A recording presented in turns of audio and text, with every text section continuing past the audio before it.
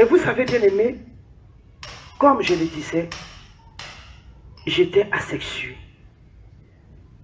Et étant asexué, l'Éternel va permettre que des enfants naissent. Mais lorsque je portais une grossesse, la grossesse était toujours du côté gauche. C'est-à-dire le fœtus était toujours du côté gauche. L'enfant était toujours du côté gauche. Et ce côté droit était vide. Le côté droit était vide. Donc l'enfant était toujours du côté gauche. Et même lorsque je partais à l'hôpital et que on demandait d'aller voir un médecin, que mais pourquoi toi, l'enfant est toujours de ce côté-là. Quand ils vont faire des examens, on dit vraiment on a fait des examens, mais on a vu que toi, ton utérus est du côté gauche. Mais on ne comprend pas. Bien aimé, un médecin va dire à mon époux que celle-là, elle est qui pour toi? Il dit, pourquoi tu dis celle-là? Il dit, non, je veux savoir. Et puis il dit, c'est... Il dit, tu dis quoi? Il dit, c'est ma femme. Parce que bien aimé, j'avais eu un problème de santé. Et puis, ils ont fait une intervention chirurgicale.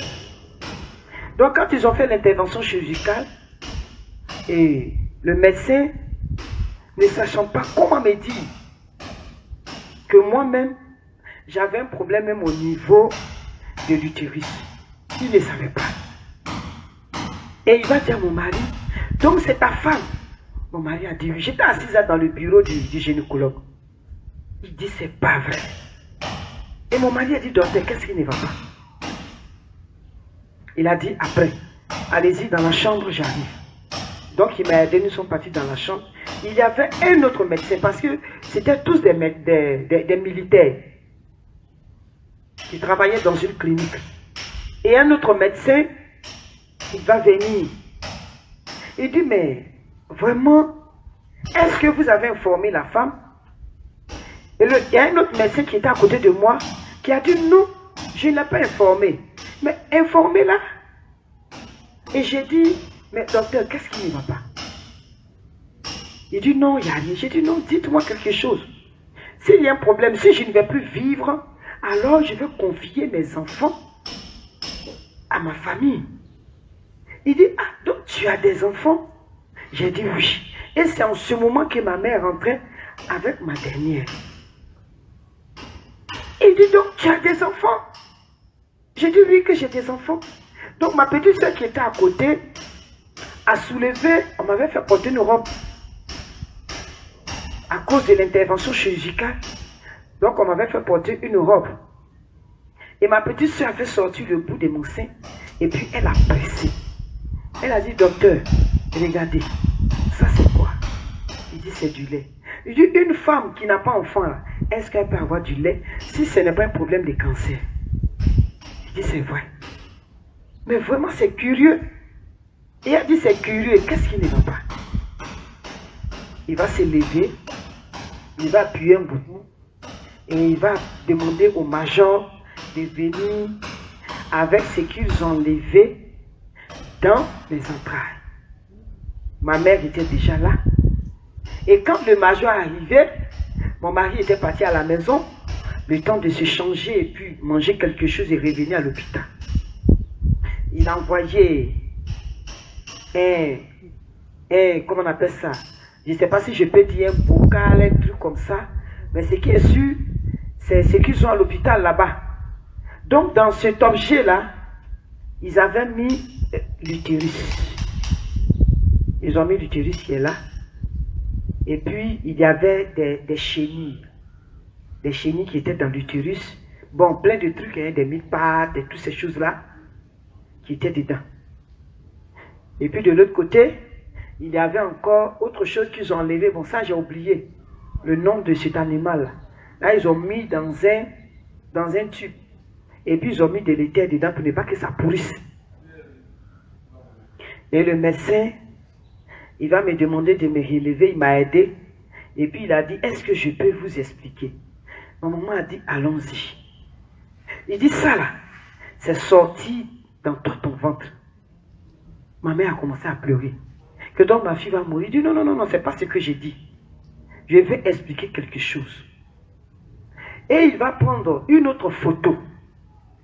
Une photo avec l'utérus d'un bébé de 3 mois.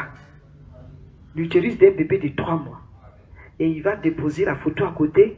Et puis pour moi à côté. Et puis il a dit, maman, il dit, regarde. Quand il regarde là, c'est à peu près la même image. Elle dit oui. Qu'est-ce qui est grand, qu'est-ce qui est petit? Elle dit, ce qui est sur la photo là est plus grand que ce qui est là. Et puis il a dit, ça c'est pour un bébé de 3 mois. Et ce qui est là, c'est l'utérus de ta fille. Elle dit, c'est pas vrai. Il dit, si. C'est vrai.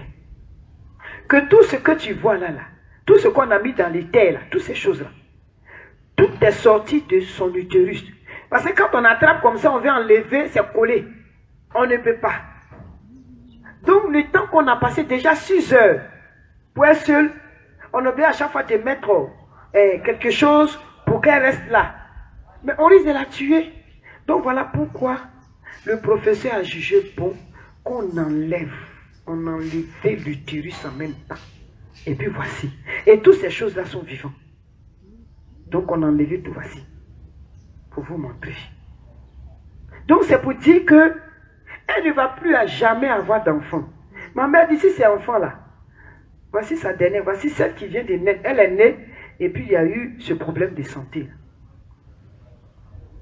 Et il va demander à mon maman, mais en ce moment là-haut, toutes les grossesses que ta fille a prises là, les enfants là, ils dorment où?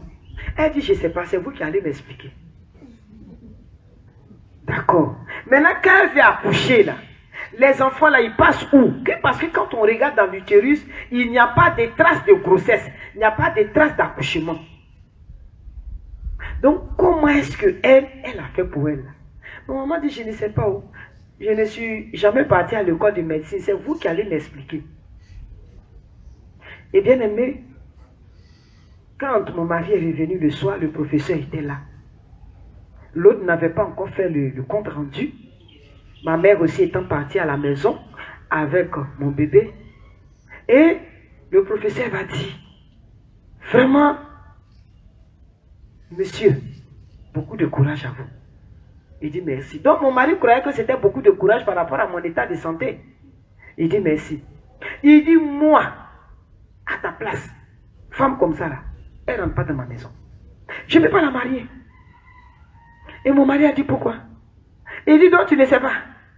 Tu sais. Mon mari a dit, mais pourquoi tu me dis tout ça? Il dit, où elle est là, là? Elle n'est pas garçon, elle n'est pas femme. Est-ce que celle-là va faire enfant pour te donner? Il dit, ah, donc les enfants qui sont nés, les ont passés où? Il dit, quoi? Vous avez des enfants? Il dit, docteur, on a fait enfant où?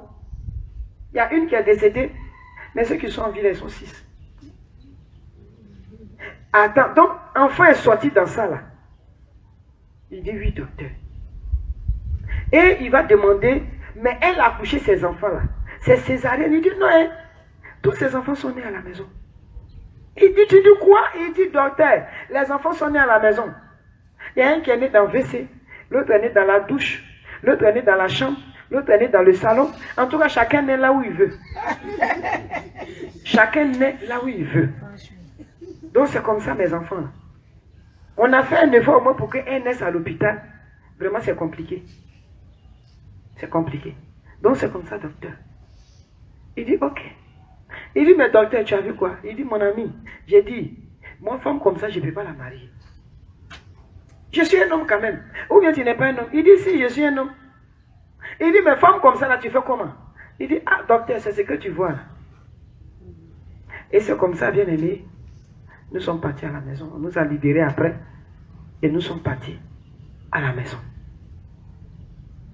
Mais bien aimé, quand nous sommes arrivés à la maison, après tous les soins, les traitements, tout et tout, et mon mari lui-même, il était aussi malade. Et quand ça allait chez lui, il dit vraiment que quand il acceptait finalement le Seigneur, et ça maintenant ça fait 7 ans dessus là. Il a accepté le Seigneur, il dit que vraiment que j'ai quelque chose à dire. Et j'ai dit, il n'y a pas de problème, je t'écoute. Il dit, comme maintenant je suis devenu chrétien. Tu vois, non, je ne vais plus à l'église catholique. J'ai dit, oui, c'est ce que je constate. Il dit, je suis devenu chrétien, j'ai découvert la vérité. J'ai découvert que je ne dois pas aller avec une autre femme à part toi. J'ai dit, c'est vrai, ça, c'est pas faux. Il dit, vraiment? Maintenant, on fait comment? J'ai dit, comment c'est-à-dire? Depuis qu'on s'est marié, là, le nombre de fois tu es parti avec moi, c'est le nombre d'enfants. Maintenant, on fait comment? Maintenant que je suis chrétien, je ne vais plus aller dehors. Ça là, maintenant, là, il faut qu'on essaie de voir ce qu'il faut faire. J'ai dit, ça, c'est pas faux, c'est vrai. J'ai dit, moi-même, je suis en train de penser à ça. Il dit, non, c'est pas penser. C'est pas penser, tu as trop pensé. J'ai dit, ok, j'ai compris. Mais dans ces premiers temps, il y a au moins une personne dans la famille qui doit savoir. Il dit, en bon, je dis oui, c'est ma repentance. S'il y a au moins une personne qui sait, le reste là, on va prier. Et puis, Dieu s'en charge. Il dit, d'accord. Donc, on va dire à ta maman, j'ai dit non. Ma maman sait déjà. Il dit, comment? C'est elle qui m'a mise au monde. Elle sait. Pourquoi elle ne m'a jamais posé de questions? Pourquoi? Elle sait. Donc, on ira voir toi, ta mère. C'est-à-dire sa mère adoptive, parce que sa mère qui est décédée. Donc, comme on était chez sa mère, quand sa mère est revenue du service, nous sommes allés la voir. Et il dit, maman, vraiment, j'ai quelque chose à dire. On est venu te demander pardon. Elle dit, mais vous ne m'avez rien fait. Il dit, maman, écoute-nous. Et c'est comme ça, je ne suis pas rentré dans les détails.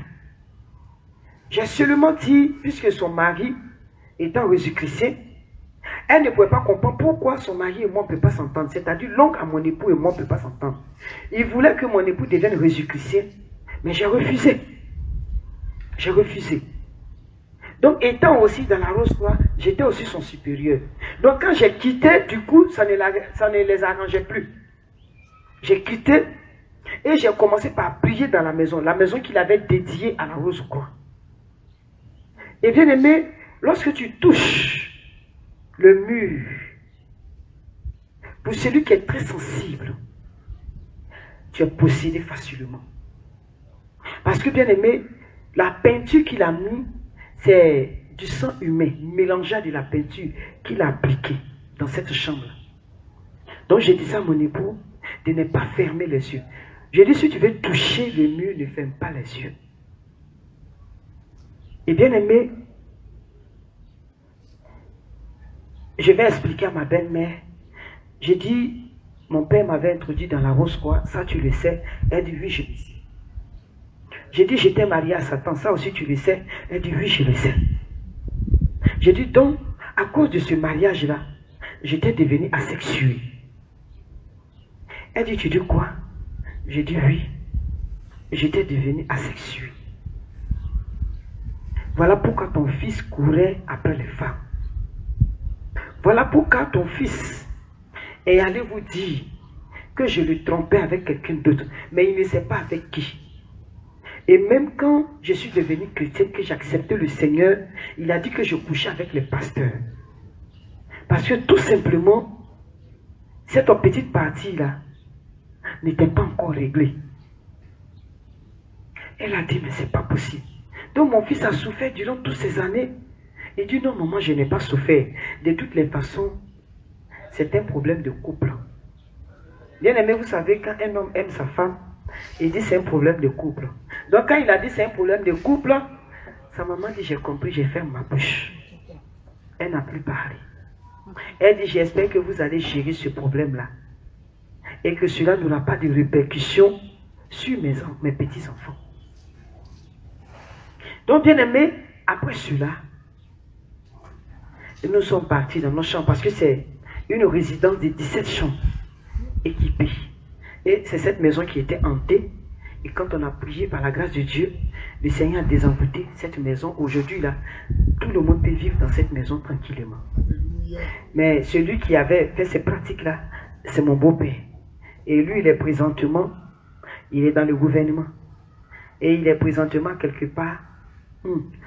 Il s'est construit une résidence. Donc, bien aimé, c'est la belle-mère qui est là-bas, avec, bon, mes petits-enfants, ses petits-enfants qui vont rendre visite avec ses arrière-petits-enfants. Donc, bien aimé, nous sommes allés dans notre chambre. Et mon mari dit, bon, tu sais, ce qu'on va faire, comme moi aussi je suis devenue chrétienne, maintenant je connais la vérité, donc on va prier. J'ai dit, ça c'est bien dit, c'est juste ce que tu as dit. Il dit, on va prier, mais avant qu'on ne prie, il faut que tu m'expliques. Bien. Et c'est comme ça, bien aimé, je vais prendre le soin d'expliquer à mon mari, comme je l'ai dit depuis ma conception, tout ce qui s'est passé. Et il va me dire merci, parce que je ne savais pas que c'est à cause de tout cela que tu ne voulais pas que je sois dans la rose croix. C'est maintenant que j'ai compris que tu m'aimes. Même si au départ, nous n'étions pas d'accord, toi et moi, on ne s'aimait pas. Mais je crois que maintenant, ce que nous ressentons l'un pour l'autre là, c'est plus fort. Parce que ce n'est plus un amour charnel, mais c'est un amour spirituel. Il dit sincèrement, tu vois, quand je te vois, parce que je t'aime plus que ma femme. Donc pour moi, tu n'es non seulement pas ma femme, mais tu es aussi ma soeur. Et bien aimé, c'est comme ça. Cet homme-là va dire, nous allons prier. On va gêner, on va prier jusqu'à ce que Dieu fasse quelque chose là. Il faut qu'il fasse quelque chose. Il est capable. C'est lui qui amène à l'existence ce qui n'a pas existé. J'ai dit bien dit. Mais bien aimé, quand on a décidé de commencer, je vais piquer une crise. Et c'est comme ça, quand j'ai fermé les yeux, je priais. Et le Seigneur va me dire que tu vas connaître la douleur et la frayeur, mais c'est pour un petit bout de temps. Mais bien aimé, la nuit, j'étais couché, j'ai commencé par sentir des douleurs au niveau de ma main. Et ça me faisait très mal. Je ne peux pas me coucher. Quand je me lève aussi, je laisse, ça fait très mal.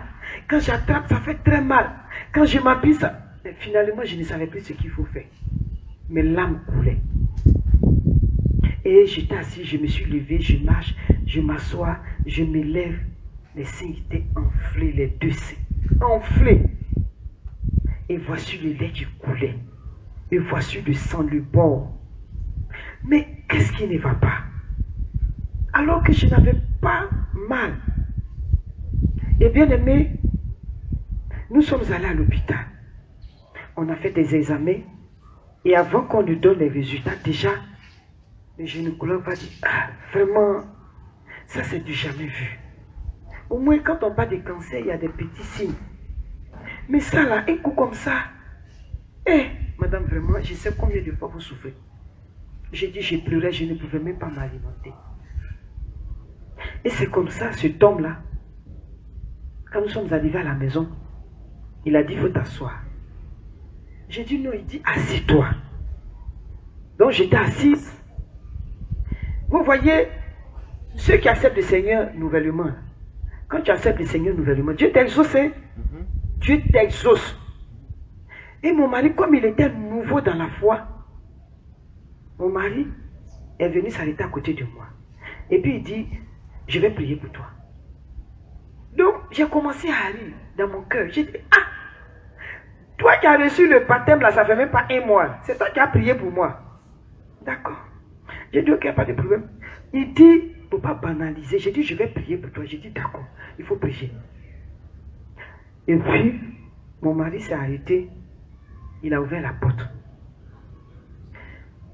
Il dit, Satan, je vais te dire une chose. Celle-là, ce n'est pas ta femme.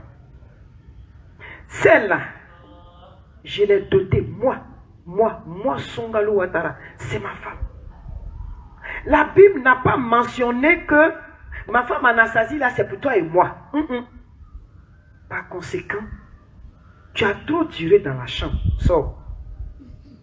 J'ai ouvert la porte. J'ai dit, sors avant que je ne me mette en colère. Parce que si je me mets en colère, ça sera grave. Tu vas regretter même ton existence. J'ai dit, sors. Et je regarde le monsieur. Et puis il était sérieux. Il dit, j'ai dit, sors au nom de Jésus-Christ. Allez, va-t'en. Laisse les seins de ma femme. Même si elle a fini de faire ses enfants, les seins là, c'est pas pour toi. Sors, dépêche-toi. J'ai dit de sortir. Bien-aimé, il a passé un bon moment en disant sors. Donc la servante qui venait avec mon médicament, quand elle a vu, il a ouvert la porte, il dit, je t'ai dit sors. Elle a commencé à rire, c'est une fille musulmane, et elle est descendue, elle est partie. Elle est partie dire à la belle-mère, elle dit, Kéman, elle disait en Gula, est-ce que tu sais ce qui se passe en haut là-bas? Que ton fils est en train de dire à Satan, il n'a qu'à sortir, il n'a qu'à laisser sa femme. Que ça là, je ne l'ai jamais vu. Que les chrétiens là même là, ils vont nous fatiguer d'eux. Bien aimé, et c'est comme ça mon mari a prié. Quand il a fini de prier, il dit, réponds Amen, tu es guéri au nom de Jésus. J'ai dit Amen. Il dit, si je répète encore, j'ai dit, tu répètes, j'ai dit d'accord. Il dit, tes seins sont guéris au nom de Jésus. J'ai dit Amen. La douleur est partie au nom de Jésus. J'ai dit Amen. Satan t'a libéré au nom de Jésus. J'ai dit Amen. Tu n'es plus la femme de Satan au nom de Jésus. J'ai dit Amen. Le divorce est proclamé au nom de Jésus. J'ai dit Amen.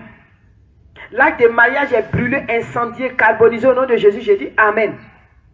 L'acte de divorce à Satan, c'est pour toi. Prends et fous le camp. Réponds Amen. J'ai dit Amen. Bien aimé. Au milieu de la nuit, ça dit, je me suis couché. Vraiment, j'avais toujours mal. Mais je ne sais pas comment je me suis retrouvé couché sur le ventre. Alléluia. Les seins qui étaient enflés ont repris leur forme initiale. Alléluia. La douleur a disparu. Bien aimé, cet homme-là a prié. Nouveau chrétien. Alléluia. Nouveau chrétien. Et donc, bien aimé, le lendemain matin, il s'est levé, il dit, comment tu te sens? J'ai dit, ça va très bien. J'ai dit, regarde, tout est parti. Et il dit, Satan croit que moi je suis bête. Comme durant toutes ces années, je n'ai rien dit là. Il croit que je suis bête. Il croit que je suis bête. Je ne suis pas bête, c'est parce que je ne voulais pas parler. Mais maintenant, là, le temps de Dieu a sonné. Donc j'ai décidé maintenant d'ouvrir ma bouche et de parler. C'est fini. J'ai dit en tout cas c'est fini. Parce qu'il m'a trop manipulé. Il dit c'est tout. Heureusement que tu as reconnu qu'il t'a trop manipulé. Il dit maintenant on va prier. On va passer maintenant au plan B. J'ai dit il n'y a pas de problème. Il dit on va prier jusqu'à ce que Dieu décante la situation. J'ai dit il n'y a pas de problème. Et puis il me dit on va prier. Maintenant quand Dieu va décanter la situation là, fais-moi signe. J'ai dit il va te faire signe, il n'y a pas de problème. Donc bien aimé, on a jeûné. Toujours dans nos chambres. Et comme lui, il n'était pas habitué aux jeûnes, parce que le nom qu'il porte va influencer un peu sa vie. Puisque son nom veut dire Ramadan, c'est-à-dire la période de Ramadan. Alors que nous savons que la période de Ramadan, nos bien-aimés musulmans mangent beaucoup. Au lieu de manger un peu, ils mangent beaucoup. Donc ça fait que c'est un peu difficile. Mais bien aimés, nous avons prié. On a prié. Et lorsqu'on priait, arrivé à certains moments, on a entendu « pop ». Donc quand il y a eu ce bruit-là, « pop », la chambre était fermée à clé. Il a ouvert les yeux, j'ai ouvert les yeux. On regarde à côté, il n'y a pas de bouteille. Mais quand il y a eu « pop », je lui ai demandé « est-ce que tu as vu ce que j'ai vu ?» Il dit « attends, moi je vais d'abord dire ce que j'ai vu. » Il dit « j'ai vu une bouteille de champagne qui est ouverte. Et puis c'est comme une fumée qui sortait de cette bouteille. Mais la bouteille était vide. » J'ai dit, c'est exactement ce que j'ai vu. Donc la bouteille était vide. Et bien aimé, on a fermé les yeux et on continue encore la prière. Au nom de Jésus. Au nom de Jésus. Mais bien aimé, pendant qu'on priait, et je vais voir quelque chose. Je voyais une main. Mais je ne sais pas comment est-ce que la main est entrée jusqu'à dans mes entrailles. Mais je voyais une main qui avait... Il y a des petites pinces que le corps médical utilise pour enlever les corps étrangers. Quand on fait les interventions, là, c'est petit comme ça. Donc c'est cette petite pince-là que la main avait attrapée. Et cette pince est rentrée jusque dans mes entrailles. Et puis, c'est comme la pince était en train de fouiller pour chercher quelque chose. Et la pince va voir une alliance, c'est-à-dire une bague de mariage qui était dedans. Et c'est comme ça, la main va faire comme ça, attraper la bague de mariage et qui était collée. Donc il fallait maintenant détacher de la chair, enlever. Et au fur et à mesure, la bague de mariage a commencé à bouger, était devenu un serpent vivant. Et le serpent luttait, il voulait rester dedans. Et puis, avec la pince là, la main, doucement, et je sentais une très forte douleur. Jusqu'à ce que la main là, comment on appelle ça? La pince sorte du ventre. Donc, bien aimé, quand j'ai vu cette image, j'ai vu mon ventre me faisait mal, je ne pouvais plus prier. J'ai dit mon ventre. Je me tordais des douleurs. Et c'est en ce moment-là, mon mari dit, j'ai vu quelque chose. Je ne sais pas si tu as vu la même chose. Il dit, c'est que j'ai vu quelque chose qui sortait de ton ventre. Et moi, j'ai expliqué, moi, j'ai dit, j'ai vu une main. Voici. Mais bien aimé, sur le champ, j'ai eu l'envie d'aller au petit coin. Et quand je me suis levé, je partais au petit coin. Il dit, si tu rentres, comme les toilettes sont dans la chambre, il dit, s'il te plaît, arriver dans les toilettes, il faut bien te fouiller. C'est-à-dire, il ne voulait pas dire, voici quelque chose qui te suit. Il dit, il faut bien te fouiller. J'ai dit, j'ai compris. Donc, quand je suis arrivé dans les toilettes, je suis allé m'asseoir sur le WC. Il y a eu premièrement les selles. Et puis après, je voyais du sang qui coulait. Mais bien aimé, et je vais constater que l'appareil génital est apparu. Voici comment l'Éternel va opérer ce miracle.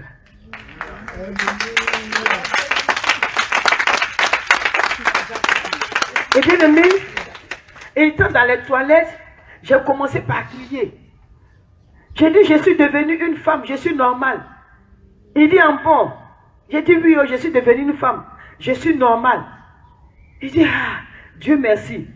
Donc tu es devenue une femme, vraie femme, là, les femmes qui sont dehors, là, qui se promènent. J'ai dit, oui, je suis devenue une femme. Il dit, en bon, j'ai dit, oui. Il dit, ah, Dieu merci. Et c'est comme ça, on a prié, et puis on a béni Dieu. Donc quand on a fini la prière, il dit, on va prier encore. Il y a une autre prière qu'on n'a pas encore faite. J'ai dit, ok, je t'écoute. Vous savez, il était inspiré pendant cette période-là. Il était vraiment inspiré. Et moi, je crois que l'Éternel a permis que ce soit lui. Parce que si c'était moi, il va dire c'est moi l'autorité. Maintenant, comme c'est lui qui a autorité, donc l'Éternel aussi est passé par lui, autorité. Parce qu'à chaque fois, je l'appelais autorité. Il a dit autorité. Ah, donc Dieu est passé aussi par autorité. Et qu'est-ce qu'il va dire? Il dit, on va prier. Tu sais, comme tu vas faire les programmes là, tu vas faire les programmes. C'est ça, nous, j'ai dit oui. Il dit, il y a longtemps, tu as commencé à faire des programmes. Et puis, ton témoignage n'était pas complet. Alléluia. Maintenant, ton témoignage est complet. Alléluia. Donc, tu as l'ordre. Si tu veux, là, ça, là, il faut parler de ça. Moi, ça ne me dérange pas. Il faut parler de ça. J'ai dit, j'ai compris. Il dit, maintenant, quand toi, tu vas pour aller faire les programmes, là, je suis un garçon quand même. Il dit, oui, c'est pas faux, c'est vrai. Donc, on va dire à Dieu. Parce que ça, là, si on n'a pas dit à Dieu, là, c'est pas bon. Toi-même, tu as dit que le foyer, là, le couple, on doit confier la gestion à l'Éternel. C'est pas ça. J'ai dit oui. Il dit, donc, on va confier la gestion à l'Éternel. Et c'est comme ça, bien aimé. On a fléchi genoux. On a prié encore intensément. On a demandé à l'Éternel de gérer notre vie de couple. De gérer notre vie sexuelle. Il a dit à l'Éternel, il dit, voici c'est ta femme. Moi je suis un coco, je suis à côté. Donc quand elle va être tout juste quand elle vient là, un peu que tu me donnes là, moi je vais prendre, je me contente de ça. Je ne veux pas beaucoup, je veux un peu, parce que je veux aussi aller au ciel. Mais seulement la seule chose que je te demande, le jour que je dois partir avec elle, que je sois viril, que je sois un homme. Le jour que tu vois qu'on doit plutôt vaquer à nos occupations spirituelles, on doit prier, que je sois une femme. Bien-aimé, non, Dieu a fini avec. Alléluia. Il a fini avec. Alléluia. Et bien-aimé, voici comment l'Éternel va gérer notre vie de couple. Il a géré notre vie de couple. Jusqu'à ce qu'un jour, il m'appelle. Il dit vraiment, il y a quelque chose, il faut que je te dise. J'ai dit oui. Il dit, pas que je ne t'aime pas, hein, je t'aime. Mais actuellement là, j'ai seulement besoin de ta chaleur. Mais quand je te vois, c'est comme tu es ma petite soeur. Ce sentiment-là, c'est avant ce que j'avais à chaque fois, ma femme là. Ça a disparu de mon cœur. Je ne sais pas comment je vais t'expliquer pour que tu comprennes. J'ai dit non, je comprends. Parce que moi aussi, je ressens la même chose. Quand je te vois, c'est comme tu es mon grand frère. J'ai dit voilà pourquoi souvent je t'appelle grand frère. Il dit tu vois que nous sommes un et nous avons la même pensée. Donc bien aimé, et c'est comme ça.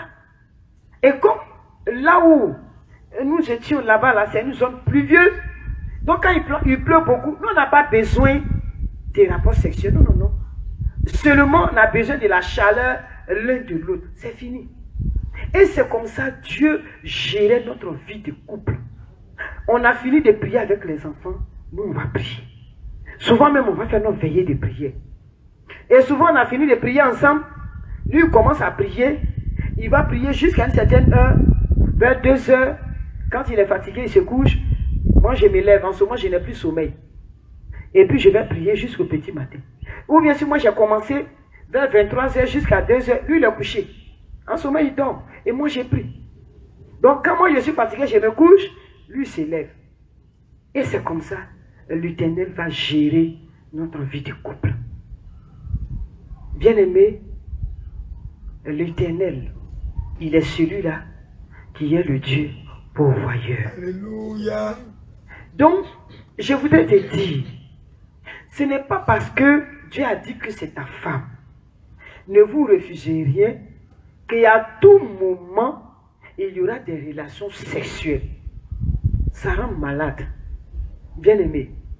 Et je vais vous dire que, une fois même qu'il y a des relations sexuelles, je ne sais pas, hein, peut-être que vous, et puis pour nous là, c'est pas la même chose, je ne sais. Mais moi personnellement, mais quand c'est comme ça, c'est-à-dire sur le champ, cette ferveur spirituelle a diminué. Ça diminue. Pas qu'il n'y a plus de ferveur spirituelle, parce qu'en tout chose, il faut rendre grâce à l'Éternel. Quand on finit là, on bénit le Seigneur, on lui dit merci. On bénit le Seigneur, parce que c'est lui qui a tout réglé. Il règle tout. Et cette ferveur spirituelle là diminue. Jusqu'à ce que après, on reprenne encore, bon, ainsi de suite, ainsi de suite. Donc c'est pour dire que toi qui es marié, il faut vraiment dédier ton appareil génital à l'Éternel.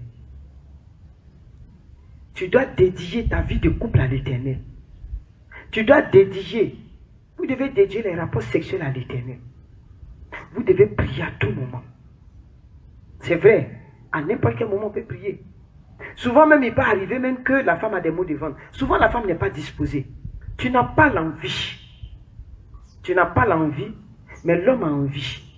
Et quand c'est comme ça, tu sens des douleurs. Tu as des maux de ventre. Mais là encore, il faut prier.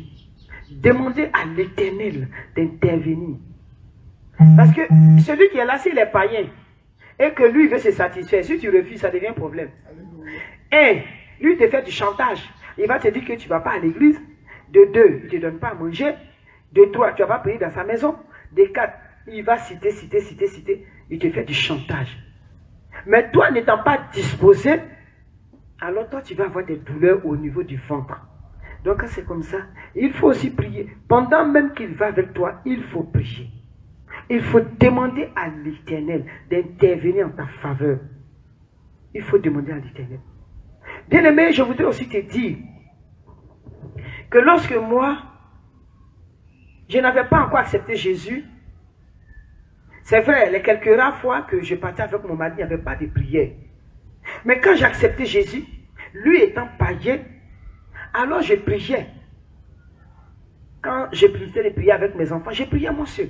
Et je disais à l'Éternel que lui, l'Éternel des armées, la Bible dit que celui qui a accepté Jésus-Christ, alors il est un avec le Saint-Esprit. Alors cet homme qui est là, toutes les fois qu'il voudra aller avec moi, qu'il soit contaminé par le Saint-Esprit. Et que moi, je ne sois pas contaminé par les démons qui sont en lui. Alléluia. Bien-aimé, c'est la prière que je formulais chaque jour. Je ne voulais pas être contaminé par les esprits mauvais qui sont en lui. Sinon, bien-aimé, si tu ne pries pas ainsi, il y a le transfert d'esprit. Tu seras contaminé. Contaminé par ce démon-là qui va gouverner ta vie. Qui va gouverner ton âme. Qui va te faire du chantage à tout moment. Bien-aimé, il faut toujours prier et dédier son appareil génital à l'Éternel. Il y a ce que le diable fait lorsque souvent vous ne priez pas. On avait l'habitude, moi, j'avais la capacité d'être homme ou femme.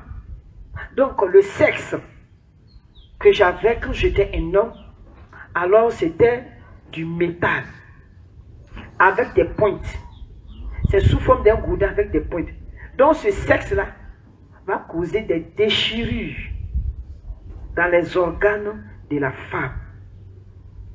Et en même temps que ce sexe-là va causer des déchirures, va blesser la femme, ce sexe est comme un aspirateur, va aspirer la sémence et le sang de la femme. Ce que Satan va utiliser. Et si je devenais une femme, alors à l'intérieur c'était des lames. Et ces lames-là vont faire des déchirures sur l'appareil génital de l'homme. Et en même temps que ces lames-là faisaient des déchirures, ces lames étaient comme des aspirateurs pour aspirer la sémence et le sang de l'homme que le diable va utiliser à des fins démoniaques. Donc bien aimé, pour te dire que si toi tu ne pries pas véritablement par rapport à tout cela, mais bien aimé, tu seras infecté. Tu seras infecté. Souvent tu vas constater que il y a des hommes. Tu es là, tu dis c'est ma femme, c'est ma femme, c'est ma femme. Toi tu ne peux pas savoir si c'est ta femme ou pas. Tu ne peux pas savoir. Bien aimé, les démons en chair, les démons sont là. Même ils peuvent même mettre ton mari à l'écart et puis ils viennent le contrôle de sa personne, de sa vie. Tu vas constater que par moment, lorsqu'il y a des relations sexuelles, il y a des jours ton mari est doux, il est tendre avec toi. Et bien aimé, quand c'est comme ça, toi-même tu es dans la joie. Tu es satisfait, il est satisfait. Mais il y a des jours, il devient comme une bête féroce. Bien aimé, il faut beaucoup prier. Un démon en chair. Avec le même visage, le même timbre de voix, tout et tout. Mais c'est un démon en chair. Et c'est pareil aussi pour ta femme. Et il y a des jours, tu vas constater que l'homme va te dire, il n'est pas du tout satisfait. Quel que soit le nombre de fois qu'il va partir, il n'est pas satisfait. La femme aussi va dire, il n'est pas satisfaite. Et si ces démons-là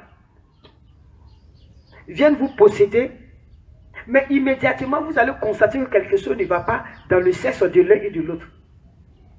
Souvent, arrivé un moment, la femme va trouver qu'elle n'est pas satisfaite. Elle va trouver que le sexe de son homme ne lui plaît plus. Elle veut quelque chose de plus gros, bien de plus je ne sais quoi. Elle trouve que ça ne satisfait pas. Et l'homme aussi va trouver que pour la femme ne satisfait pas. Quand ce démon en chair passe, c'est ce qu'il fait. Il travaille d'arrache-pied. Bien-aimé, moi j'ai accepté Jésus-Christ. Et je ne fais plus cela. Mais les autres continuent de travailler. Les autres continuent de travailler. Et ils le font. Parce qu'ils doivent satisfaire leur maître, le diable. Ils doivent accuser beaucoup d'enfants et ils doivent entraîner beaucoup d'enfants en enfer. Bien-aimé, je voudrais vraiment t'encourager à accepter Jésus-Christ. Et surtout, bien-aimé, à faire attention. Lorsque au cours des voyages, vous voyagez, vous êtes ensemble, priez pour ne pas que ces désirs entre l'homme et la femme s'installent. Priez véritablement. Parce que tu peux même aller chez un frère, chez une soeur, et tu ne connais pas ce qui se passe, l'atmosphère qui est là. Il faut recommander l'atmosphère, la maison, tout et tout à l'Éternel, avant de faire quoi que ce soit. Voilà pourquoi j'ai dit aux mariés de faire très attention. Quand il s'agit des mariages, ce n'est pas la peine de courir pour aller dans les hôtels. Ce n'est pas la peine de se presser pour se marier. Et comme vous êtes déjà mariés, alors s'il vous plaît, priez les uns pour les autres. Madame prie pour monsieur, monsieur prie pour madame. Moi, avant que mon époux n'accepte Jésus-Christ véritablement, j'ai demandé à l'Éternel, mais quel est l'esprit qui gouverne cet homme-là qui est à côté de moi? Et le Seigneur va me montrer ce démon-là qui gouverne cet homme. Et ce démon s'appelle trihomme. C'est-à-dire 3 hommes en un seul. Il avait 3 têtes. Et puis il a 3 pieds. 3 bras. 3 cœurs. 3 sexes. Un sexe extrêmement long et gros. Et l'autre aussi long, gros, mais pas comme le premier. Et puis l'autre, un sexe normal. Donc, bien aimé, je vais commencer par prier pour chasser ce démon de la vie de mon mari. Vous savez, bien aimé, mon époux est quelqu'un qui pratiquait les arts martiaux. Imaginez un peu quelqu'un qui est musclé, qui pratique les arts martiaux, à qui ils ont interdit même de se battre. Et je vais mettre la main sur le cœur de cet homme-là. J'avais la bouche fermée, comme j'avais demandé au pasteur une petite stratégie. Il dit, quand tu vas te coucher, au moment où il dort, tu mets ta main sur son cœur. Et tu fais comme tu dors, hein.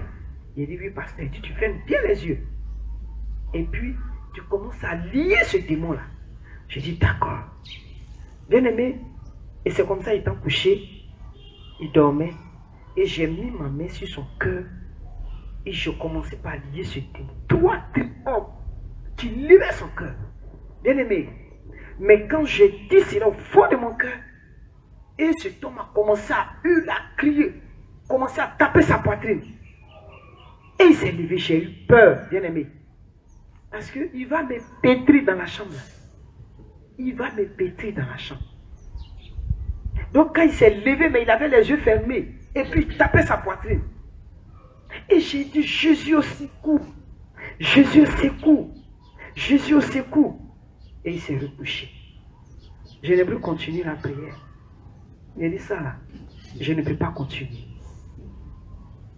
Bien aimé, j'ai dit que je ne peux pas continuer. Et c'est comme ça, j'ai laissé le Seigneur faire le reste. Jusqu'à ce que lui-même il décide d'accepter le Seigneur. J'ai prié maintenant pour sa conversion. Et c'est ainsi que l'Éternel va faire quelque chose. Avec les prières de délivrance, il a reçu la délivrance. Donc c'est pour te dire, bien aimé, peut-être que toi tu ne sais pas. Il faut prier pour ta femme. Il faut prier pour ton mari. Dans le secret, il faut prier. Demande à l'Éternel, qui est cette femme-là qui l'a mis à côté de toi pour t'aider? Qui est cet homme-là à côté duquel il t'a mis pour l'aider? Il faut demander à l'Éternel. Et comment l'aider? Parce que Père, nous tous, nous voulons aller au ciel. Donc je veux l'aider. Je veux aller au ciel. Et l'Éternel permettra. L'Éternel va se révéler à toi. Mais cette révélation, c'est toi seul ton secret. C'est ton secret. Peut-être, si tu te demandes, et si tu sais qu'il est sincère, voici. Même ta meilleure amie ne doit pas être au courant. Moi, quand le Seigneur m'a révélé, je n'ai pas dit à quelqu'un. J'ai seulement demandé à l'homme de Dieu, mais comment faire pour prier pour mon mari? Comme lui connaît son passé. Et il va me dire, bon, voici comment tu dois orienter la prière. Mais je n'ai pas dit que ce démon-là, que quand j'ai prié, c'est ce que le Seigneur m'a révélé. Ce n'est pas ce que je lui ai dit. C'est quand mon époux lui-même, quand il a commencé par m'accompagner aux différents programmes, c'est lui qui va me dire, un jour au cours d'un programme, il dit, ma chérie, ton témoignage d'aujourd'hui là, c'est incomplet. Mais comme demain, il y a encore le témoignage, l'apothéose. Alors je souhaiterais que tu rentres dans certains détails. Moi, ça ne me dérange pas. Donc quand j'ai regardé les témoignages, ce sont les jeunes gens qui étaient là qui disent « Hé papa, maman t'a traumatisé oh !» Et ils souriaient et je continuais mon message. Donc bien aimé, c'est quand il a dit « Tu peux le faire », alors que j'ai commencé à rentrer dans certains détails. Sinon, je ne rentrais pas dans ces détails. Que le Seigneur nous bénisse. Est-ce que ça peut aller? Amen. Ça peut aller? Amen. Ça va? Amen. Que le Seigneur nous bénisse. Amen. Nous allons lire un passage dans le livre de Corinthiens. 1 Corinthiens, le chapitre 7, le verset 14. Car le mari non croyant est sanctifié par la femme et la femme non croyante est sanctifiée par le frère. Autrement, vos enfants seraient impurs, tandis que maintenant ils sont saints. Bien-aimés, voici un passage que moi personnellement, j'ai pris pour accuser Satan devant Dieu. Quand il me disait, ton mari est païen, et tous ces enfants qui sont nés là, en ce moment tu travaillais pour moi, donc tes enfants sont des démons. Et j'ai pris ce passage-là, et j'ai dit, voici ce que Dieu dit. Est-ce que toi, Satan, tu as amené quelque chose à l'existence? Ce n'est pas toi-même qui m'as amené à l'existence. Tu as amené mes parents à dire qu'ils ne voulaient même plus d'enfants, qu'ils devaient se séparer. Et Dieu n'ayant pas dit son dernier mot a permis que je vienne à l'existence. Tu as volé encore mon innocence et tu as amené mon père à faire une dédicace à me marier à ta personne. Et Dieu encore m'a délivré. Et c'est encore toi, tu es venu encore pour t'attaquer à ma vie pour m'empêcher de procréer. Et tu as fait que les médecins ont dit que c'était la stérilité chronique. Mais l'Éternel va intervenir et il a fait des orifices pour me permettre d'avoir des enfants. Et ces enfants sont nés.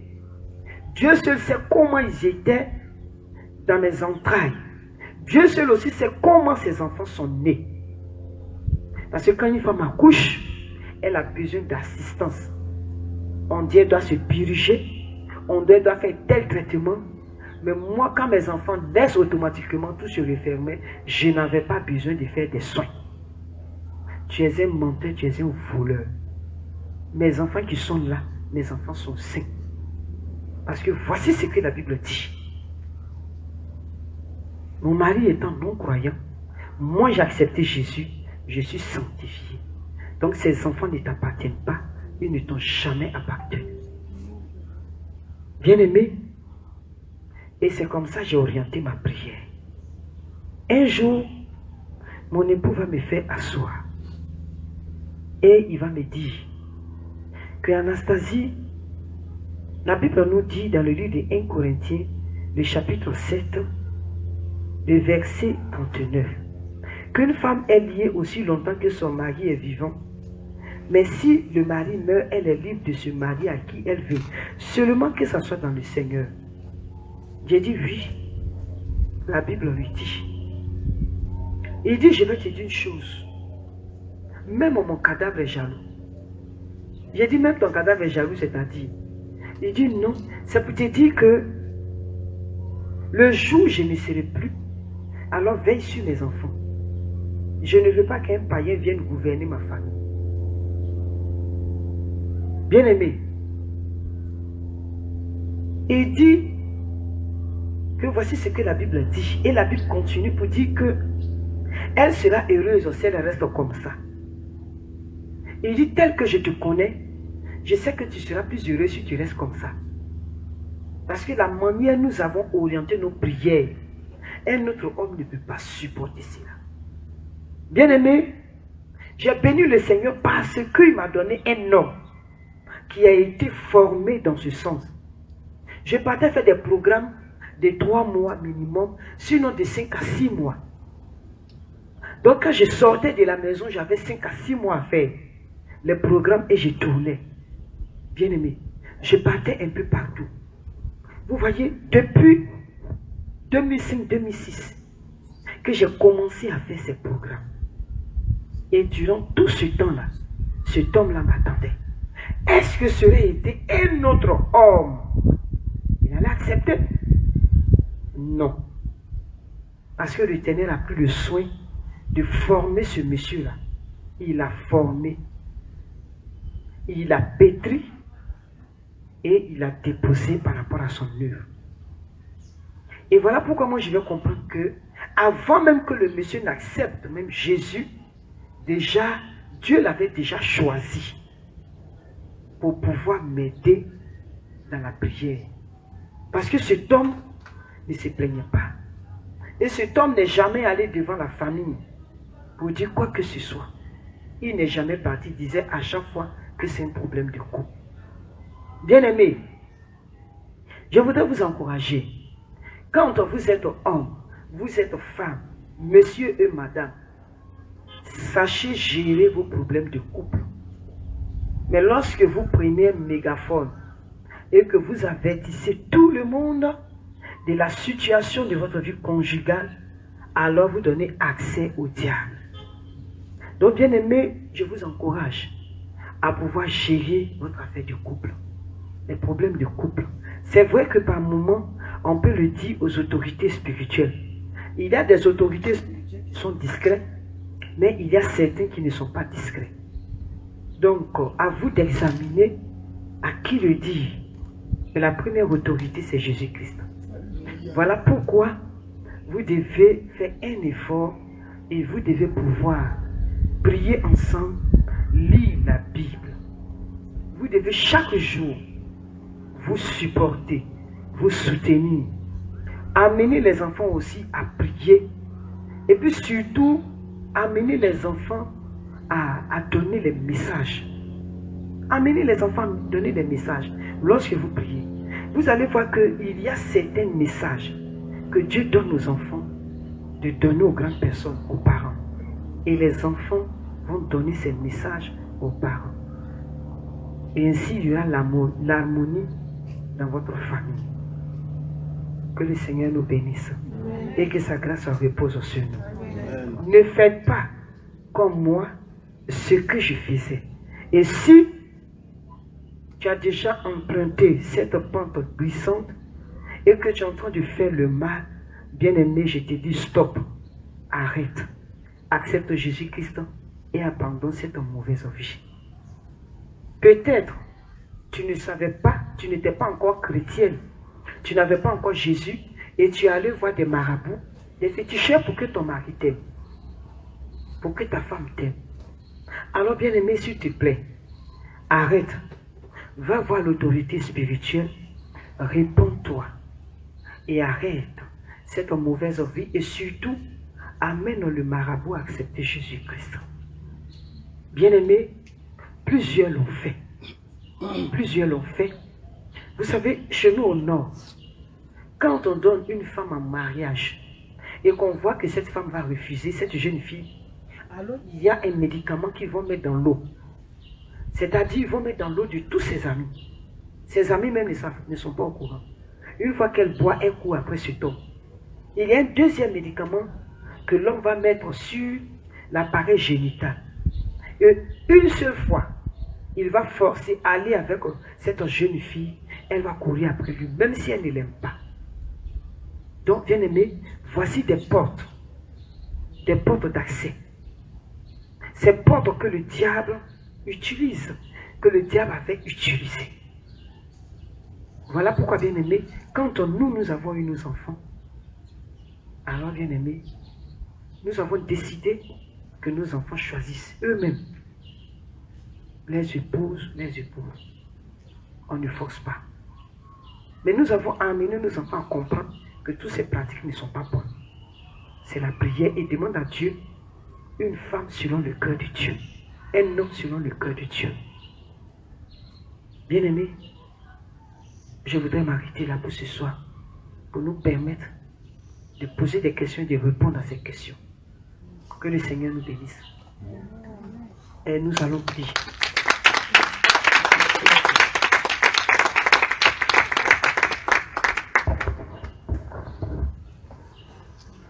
Nous allons prier pour dire merci à l'Éternel. Nous prions.